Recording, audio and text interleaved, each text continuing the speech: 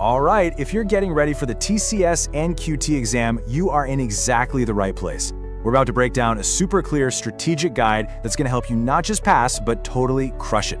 So let's just jump right in. And look, it's completely normal to feel that way.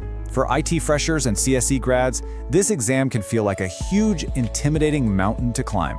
The pressure is really on, and it's so easy to get lost, wondering where to even start. But hey, don't worry. We are going to cut through all of that confusion.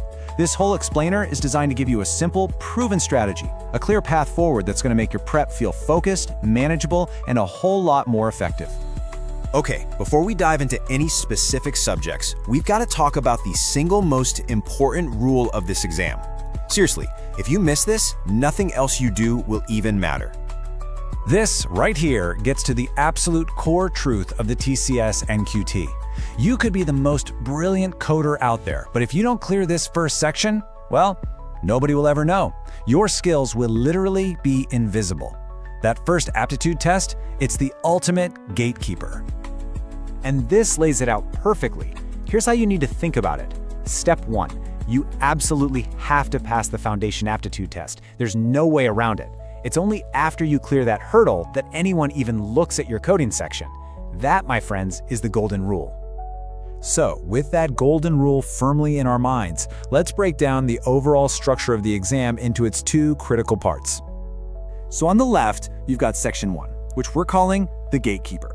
This is all about your foundational skills, maths, reasoning, and verbal ability, and it's mandatory. Then on the right, you have section 2, the skill test. This is where you show off your coding chops. But remember, the gate to section 2 only opens if you have the key from section 1. All right, so now we get the structure and we understand the stakes, let's build your actual game plan. How do you prepare for this thing? Let's start with a number, a target. In that first section, you're going to face somewhere around 55 to 60 questions.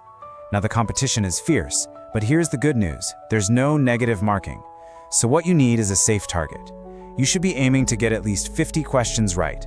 That gives you a nice solid buffer to make sure you clear that critical first hurdle.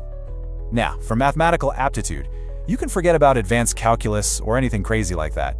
It's all about your 9th and 10th grade concepts. We're talking percentages, ratios, that kind of stuff. The real challenge here isn't how hard the math is, it's speed. You've got to master time-saving tricks and shortcuts, and the only way to do that is practice, practice, practice. Next up, we've got reasoning ability. This section isn't really about what you've memorized. It's a raw test of your logic and how observant you are.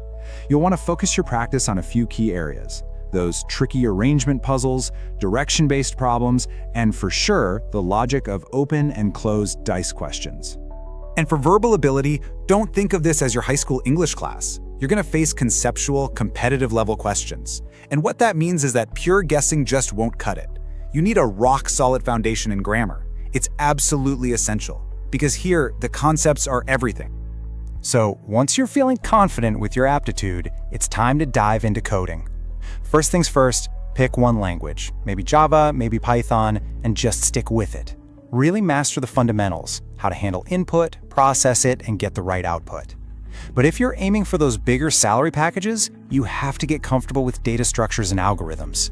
And that DSA knowledge isn't just for the test. It's going to come up again in the technical interview, so it's like a double investment in your future.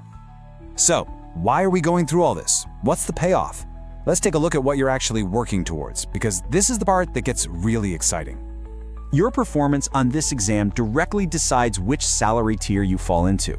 And this chart shows you just how big a difference that is. You've got the ninja level, you can move up to digital, and the top performers, they hit the prime tier.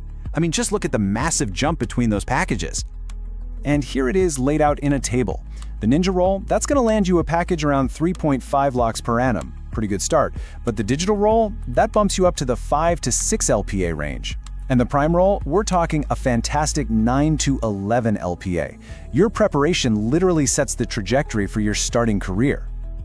Okay, so we've covered the what and the why. Now let's lock in your strategy and talk about your immediate next steps. What do you do right now?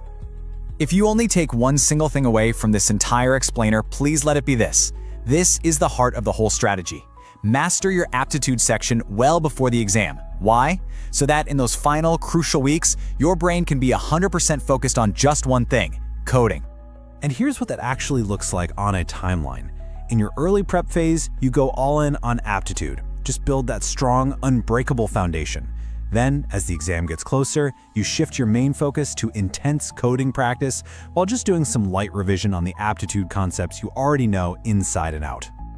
So there you have it. That's the blueprint. You understand the golden rule, you see the structure, and you have a step-by-step plan.